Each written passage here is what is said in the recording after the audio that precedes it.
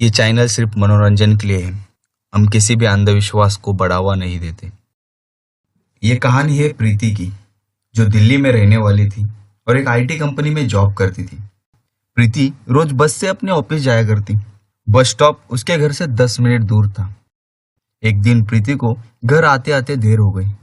जब वह बस से उतरी तब तक रात हो चुकी थी। घर वालों को खामखा तकलीफ क्यों, इसलिए वह अकेले ही घर की तरफ चल पड़ी।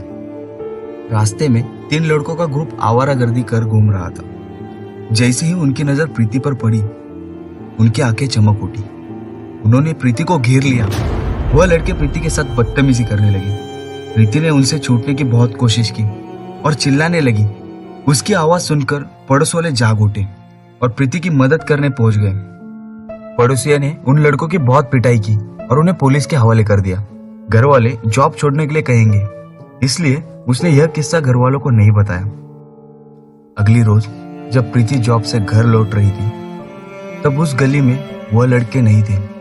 प्रीति को लगा कि उन लड़कों को अपना सबक मिल गया।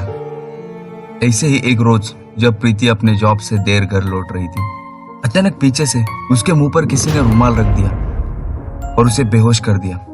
जब प्रीति की आंख खुली तब वो एक झोपड़ी में थी और उसके सामने वही 3 लड़के थे। प्रीति के सामने वही 3 लड़के खड़े थे जिन्होंने उस रात प्रीति के साथ बदतमीजी की थी। प्रीति डर गई, चिल्लाने लगी, पर उसकी आवाज सुनने वाला वहां कोई नहीं था। वह 3 लड़कों ने प्रीति के साथ जबरदस्ती की। प्रीति चीखती रही, चिल्लाती रही, पर अंधेरी और सुनसान रात में न कोई उसकी आवाज सुन सका, न कोई उसकी मदद कर पाया। सुबह जब प्रीति की आंख खुली तब वो अस्पताल में थी। एक अनजान आदमी को प्रीति बेहोशी की हालत में सड़क के किनारे मिली। 1 हफ्ते के ट्रीटमेंट के बाद प्रीति को डिस्चार्ज दे दिया। अपनी बदनामी ना हो इसलिए घर वालों ने पुलिस कंप्लेंट भी नहीं की। अब प्रीति ने जॉब पर जाना छोड़ दिया। पूरा दिन वह अपने कमरे में अकेले बैठती रही, एक जिंदा लाश की तरह अपनी जिंदगी जी रही थी। इस हादसे को अभी 1 महीना भी पूरा नहीं हुआ था कि प्रीति पर हुई जबरदस्ती का वीडियो वायरल हो गया। प्रीति की तो पैरों तले जमीन ही खिसक गई। आस पड़ोस वालों का प्रीति को देखने का नजरिया बदल गया। उन्हें मानो प्रीति से घिन आने लगी। रिश्तेदारों ने भी प्रीति के घर आना बंद कर दिया। अब प्रीति को यह बर्दाश्त नहीं हुआ। उसी रात प्रीति ने बिना किसी को बताए घर छोड़ दिया। बहुत ढूंढने के बाद उन्होंने पुलिस में शिकायत दर्ज की। उसी दिन पास ही के तालाब में एक लड़की की लाश मिली। पुलिस वालों ने प्रीति के घर वालों को बात बताई। पानी में ज्यादा देर रहने के कारण लाश को पहचानना मुश्किल था। प्रीति के घर वालों ने उसका अंतिम संस्कार कर दिया। अगले दिन से नवरात्रि का त्योहार शुरू होने वाला था।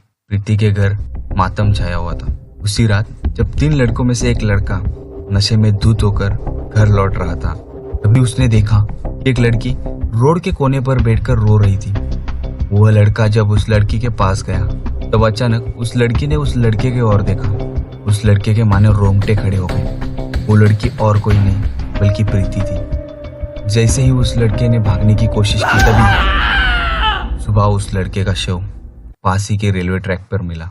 ज्यादा दारू पीने की वजह से ट्रेन से गिरकर उसकी मौत हो गई, ऐसा अनुमान लगाकर पुलिस ने केस बंद कर दिया।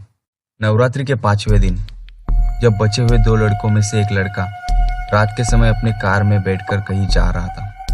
रात का समय था, इसलिए रास्ते में बहुत ज्यादा गाड़ियां भी नहीं थी। वो लड़का तेजी से गाड़ी चला रहा था। जैसे ही उसने एक मोड़ पर अपनी गाड़ी घुमाई तो उसके सामने प्रीति दिखाई दी। उसने तुरंत गाड़ी का ब्रेक दबाया और गाड़ी दूसरी तरफ मोड़ दी। गाड़ी रुकने के बाद उसने देखा कि वहां तो कोई नहीं था। उसे लगा कि यह उसका वहम है। जैसे ही वो अपने गाड़ी में बैठा, अगली बार पुलिस जब वारदात पर पहुंची तो उन्होंने यह अनुमान लगा दिया कि गाड़ी तेज होने के कारण मोड़ पर आते ही उस लड़के का गाड़ी से कंट्रोल छूट गया और गाड़ी का एक्सीडेंट हो गया। दोनों दोस्तों की मौत की खबर तीसरे लड़के को खाए जा रही थी। कुछ दिन बीत जाने के बाद जब दशहरा आया तो चारों तरफ देवियों के विसर्जन का माहौल था। पास ही के एक तालाब में देवियों का विसर्जन हो रहा था और उसी के पास दशहरे के मौके पर एक नाटक रखा गया। उस नाटक में देवियों का रूप लिए अनेक लड़कियां थीं। आस पड़ोस वाले माहौल वाले वह नाटक देखने आए थे। वो लड़का भी वहां था। अचानक उन लड़कियों में से एक लड़की जो काली माँ का अवतार लेकर खड़ी थी, वो उस लड़के पर झपट पड़ी।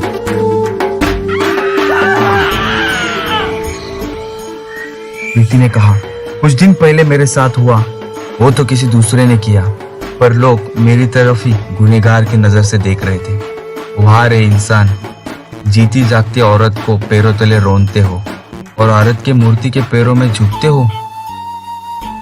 औरत के नहीं पर औरत की मूर्ति की पूजा करते हो। धिक्कार है इस समाज पर। मुझे नहीं रहना इस समाज में, नहीं रहना। और ऐसा कहकर प्रीति तालाब में कूद गई।